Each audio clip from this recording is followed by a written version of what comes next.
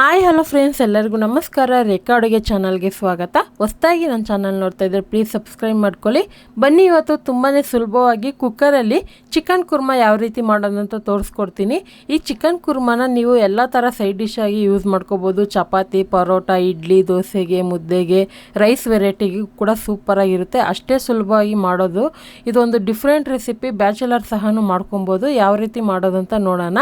ಇಲ್ಲಿ ನಾನು ಕುಕ್ಕರ್ಗೆ ಒಂದು 3 ಟೇಬಲ್ ಸ್ಪೂನ್ ಎಣ್ಣೆ ಹಾಕಿದ್ದೀನಿ.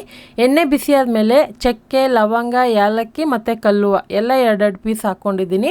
ಈಗ ಇದ್ರ ಜೊತೆಗೆ 1 ಕಪ್ ಆಗೋಷ್ಟು ಈರುಳ್ಳಿನ ಚಿಕ್ಕ ಚಿಕ್ಕದಾಗಿ ಕಟ್ ಮಾಡಿ ಹಾಕ್ಕೊಂಡಿದ್ದೀನಿ. ಮೀಡಿಯಮ್ ಸೈಜ್ದು 3 ಈರುಳ್ಳಿ ತೊಗೊಂಡಿದ್ದೀನಿ. ಯಾಕಂದರೆ ಇವತ್ತು ನಾನು ಅರ್ಧ kg ಕ್ವಾಂಟಿಟಿನಲ್ಲಿ ನಿಮಗೆ ತೋರಿಸ್ಕೊಡ್ತಾ ಇದ್ದೀನಿ. ಇದನ್ನು ನೀವು ಪಾತ್ರೆನಲ್ಲೂ ಮಾಡ್ಬೋದು, ಆದರೆ ಎಲ್ಲರಿಗೂ ಈಸಿ ಆಗಲಿ ಅಂತ ನಾನು ಕುಕ್ಕರಲ್ಲಿ ತೋರಿಸ್ಕೊಡ್ತಾ ಇದ್ದೀನಿ.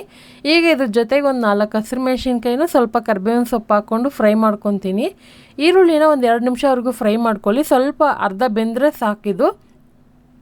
ಇದು ಬೇಯವಾಗನೇ ಇದ್ರ ಜೊತೆಗೆ ಒಂದು 2 ಟೇಬಲ್ ಸ್ಪೂನ್ ಪುದೀನಾನ ಕಟ್ ಮಾಡಿ ಹಾಕ್ಕೊತಾ ಇದ್ದೀನಿ.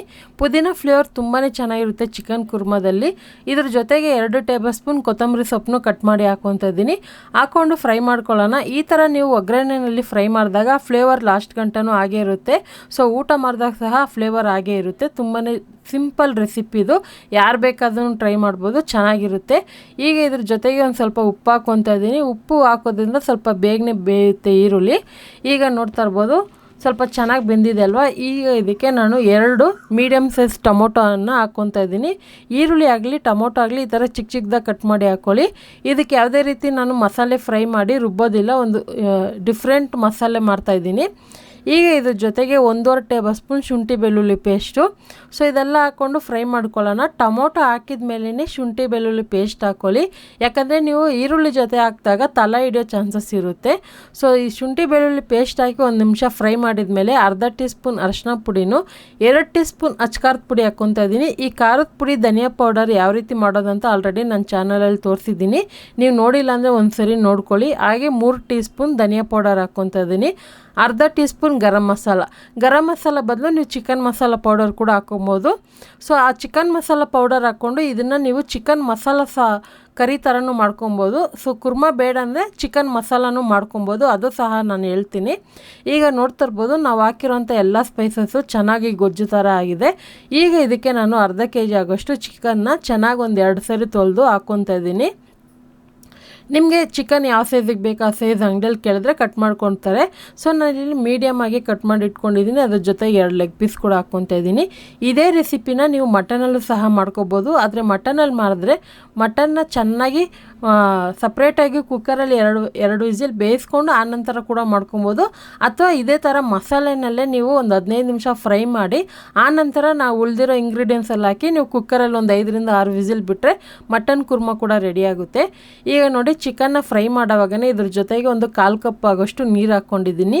ನೀರು ಹಾಕ್ಕೊಂಡು ಸ್ಟವ್ನ ಸಿಮ್ಮಲ್ಲೇ ಇಟ್ಕೊಂಡು ಇದನ್ನು ಒಂದು 5 ನಿಮಿಷ ಫ್ರೈ ಮಾಡ್ಕೊಳ್ಳೋಣ.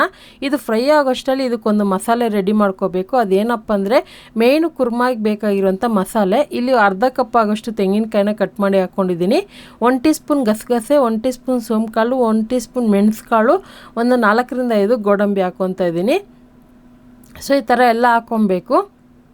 ಇದೆಲ್ಲ ಹಾಕ್ಕೊಂಡ್ಮೇಲೆ ಇದ್ರ ಜೊತೆಗೆ ಸ್ವಲ್ಪ ನೀರು ಹಾಕಿ ಅದ್ರ ಜೊತೆಗೆ ಒಂದು ಸ್ವಲ್ಪ ಕೊತ್ತಂಬರಿ ಹಾಕಿ ಇದನ್ನು ರುಬ್ಕೊಬರ್ತೀನಿ. ಇದೊಂದು ಪೇಸ್ಟು ತುಂಬಾ ಫ್ಲೇವರ್ಫುಲ್ಲಾಗಿರುತ್ತೆ. ಸೊ ಇವಾಗ ರುಬ್ಬಿರೋಂಥ ಮಸಾಲೆ ನೋಡ್ತಾ ಇರ್ಬೋದು ನಮ್ಮ ಚಿಕನ್ ಕರಿ ಏನಿದೆ ಅದು ರೆಡಿಯಾಗಿದೆ. ಇದಕ್ಕೆ ನೀವು ಕುರ್ಮಾ ಬೇಡ ಅಂದರೆ ಇದಕ್ಕೆ ನೀರು ಹಾಕಿ 2 ವಿಸಿಲ್ ಕೂಗಿಸ್ಕೊಂಡ್ರೆ ಚಿಕನ್ ಮಸಾಲ ಆಗುತ್ತೆ. ಸೊ ಇದೊಂದು ಟಿಪ್ಸ್ ಫಾಲೋ ಮಾಡ್ಕೊಬೋದು. ನೀರು ಜಾಸ್ತಿ ಹಾಕೋಕೆ ಹೋಗಬೇಡಿ, ಸ್ವಲ್ಪ ಹಾಕಿ ಒಂದು 2 ವಿಸಿಲ್ ಬಿಟ್ಟರೆ ಚಿಕನ್ ಮಸಾಲ ರೆಡಿಯಾಗುತ್ತೆ. ಆದರೆ ಇದಕ್ಕೆ ಚಿಕನ್ ಮಸಾಲ ಪೌಡರ್ ಹಾಕೋಬೇಕಾಗುತ್ತೆ. ನಾನು ಇವತ್ತು ಗರಂ ಮಸಾಲೆ ಹಾಕಿರೋದ್ರಿಂದ ಇದು ಕುರ್ಮಾ ರೆಸಿಪಿ ಆಗುತ್ತೆ. ಇವಾಗ ರುಬ್ಬಿರೋಂಥ ಪೇಸ್ಟ್ ಹಾಕ್ಕೊಂಡು ಅದೇ ಮಿಕ್ಸಿ ಜಾರ್ಗೆ ನೀರು ಸಹ ಹಾಕ್ಕೊತಾ ಇದ್ದೀನಿ. ಕುರ್ಮಾನು ಅಷ್ಟೇ ತುಂಬ ಗಟ್ಟಿಗೂ ಅಲ್ಲ ತೆಳ್ಳಗೂ ಅಲ್ಲ, ಮೀಡಿಯಮ್ ಆಗಿ ಮಾಡಬೇಕು. ನೀವು ಸ್ಟಾರ್ಟಿಂಗೇ ಜಾಸ್ತಿ ನೀರು ಹಾಕೋಕೆ ಹೋಗಬೇಡಿ, ಸ್ವಲ್ಪ ನೋಡ್ಕೊಂಡು ನೀರು ಹಾಕ್ಕೊಳ್ಳಿ. ಮತ್ತು ಉಪ್ಪು ಖಾರನೂ ಚೆಕ್ ಮಾಡ್ಕೊಳ್ಳಿ. ಸೊ ನಾನು ತೊಗೊಂಡಿರೋಂಥ ಖಾರದ ಪುಡಿ ಮನೆಯದಾಗಿರೋದ್ರಿಂದ ಒಂದು ಮೈಲ್ಡ್ ಖಾರ ಇರುತ್ತೆ. ನಿಮಗೆ ಸ್ಪೈಸಿಯಾಗಿ ಬೇಕಂದರೆ ಇನ್ನೂ ಸಹ ಹಾಕ್ಕೊಬೋದು. ಇನ್ನೊಂಚೂರು ನೀರು ಹಾಕ್ಕೊತೀನಿ. ಖಾರ ಕರೆಕ್ಟಾಗಿತ್ತು, ಯಾಕೆಂದರೆ ರುಬ್ಬಿರೋಂಥದ್ರಲ್ಲೂ ಮೆಣಸುಕಾಳು ಹಾಕಿದ್ದೀನಿ, ಒಗ್ಗರಣೆಯಲ್ಲಿ ಹಸಿಮೆಣ್ಸಿನ್ಕಾಯಿ ಹಾಕಿದ್ದೀನಿ, ಖಾರದ ಪುಡಿ ಎಲ್ಲ ಸರಿಯಾಗುತ್ತೆ. ಸೊ ಉಪ್ಪು ಬೇಕಂದರೆ ಒಂಚೂರು ಹಾಕ್ಕೊಂಡು ಮಿಕ್ಸ್ ಮಾಡ್ಕೊಳ್ಳೋಣ. ನೋಡಿ ಇವಾಗ ಚೆನ್ನಾಗಿ ಮಿಕ್ಸ್ ಮಾಡ್ಕೊತಾ ಇದ್ದೀನಿ. ನೀರು ಮಾತ್ರ ಸ್ವಲ್ಪ ಕಡಿಮೆನೇ ಹಾಕ್ಕೊಳ್ಳಿ, ಯಾಕಂದರೆ ನೆಕ್ಸ್ಟ್ ಗಟ್ಟಿ ಆದರೆ ಬೇಕಂದರೆ ಎಕ್ಸ್ಟ್ರಾ ನೀರು ಹಾಕಿ ಕುದಿಸ್ಕೊಬೋದು. ಈಗ ಮುಚ್ಚಳ ಮುಚ್ಚಿ ಮೀಡಿಯಮ್ ಫ್ಲೇಮಲ್ಲಿ ಒಂದು 3 ವಿಸಿಲ್ ಕೂಗಿಸ್ತೀನಿ.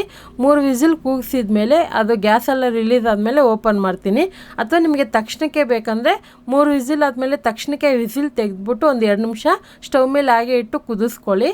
ಟೈಮ್ ಇದ್ದರೆ ಮಾತ್ರ ನಿಮ್ಮ 3 ವಿಸಿಲ್ ಬಿಟ್ಟು ಮತ್ತೆ ಪೂರ್ತಿ ಗ್ಯಾಸ್ ರಿಲೀಸ್ ಆದಮೇಲೆ ಓಪನ್ ಮಾಡಬೇಕು. ಈಗ ನೋಡ್ತಾ ಇರ್ಬೋದು ಚಿಕನ್ ಕುರ್ಮಾ ರೆಡಿಯಾಗಿದೆ. ತುಂಬಾ ಸಿಂಪಲ್ಲು, ಬ್ಯಾಚುಲರ್ ಸಹ ಈಸಿಯಾಗಿ ಮಾಡ್ಕೊಬೋದು. ಸೊ ಅಥವಾ ನೀವು ಫಸ್ಟ್ ಟೈಮ್ ಚಿಕನ್ ರೆಸಿಪಿ ಮಾಡಬೇಕಂದ್ರೂ ಮಾಡ್ಬೋದು. ಆಲ್ರೆಡಿ ನನ್ನ ಚಾನಲಲ್ಲಿ ಚಿಕನ್ ರೆಸಿಪಿ ತುಂಬಾ ಇದೆ, ನೀವು ನೋಡಿಲ್ಲ ಅಂದರೆ ಒಂದ್ಸರಿ ಚೆಕ್ ಮಾಡ್ಕೊಳ್ಳಿ. ಕೊನೆಯಲ್ಲಿ ಕೊತ್ತಂಬರಿ ಹಾಕಿ ಇದನ್ನು ಸರ್ವ್ ಮಾಡ್ಕೊಳ್ಳೋಣ. ನಿಮ್ಗೆ ಇಷ್ಟವಾದಂಥ ವೆರೈಟಿ ರೈಸ್ಗೆ ಚಪಾತಿ, ರೋಟಿ, ಪರೋಟಗಳ ಸೂಪರಾಗಿರುತ್ತೆ. ಬೆಳಗ್ಗೆ ಬ್ರೇಕ್ಫಾಸ್ಟಿಗೆ ಇಡ್ಲಿ, ದೋಸೆ ಕೂಡ ಚೆನ್ನಾಗಿರುತ್ತೆ. ಖಂಡಿತ ಇವತ್ತಿನ ರೆಸಿಪಿ ಇಷ್ಟ ಆದರೆ ನೀವು ಮನೇಲಿ ಟ್ರೈ ಮಾಡಿ ಯಾವ ರೀತಿ ಇತ್ತು ಅಂತ ಕಮೆಂಟ್ ಮಾಡಿ. ಈ ರೆಸಿಪಿ ಇಷ್ಟ ಆದರೆ ಲೈಕ್ ಮಾಡಿ, ಶೇರ್ ಮಾಡಿ. ರೇಖಾ ಅಡುಗೆ ಚಾನಲ್ನ ಹೊಸದಾಗಿ ನೋಡ್ತಿದ್ದರೆ ಪ್ಲೀಸ್ ಸಬ್ಸ್ಕ್ರೈಬ್ ಮಾಡ್ಕೊಳ್ಳಿ. ಈ ವಿಡಿಯೋ ನೋಡಿದ್ದಕ್ಕಾಗಿ ಎಲ್ಲರಿಗೂ ಧನ್ಯವಾದಗಳು. ಟೇಕ್ ಕೇರ್, ಬಾಯ್.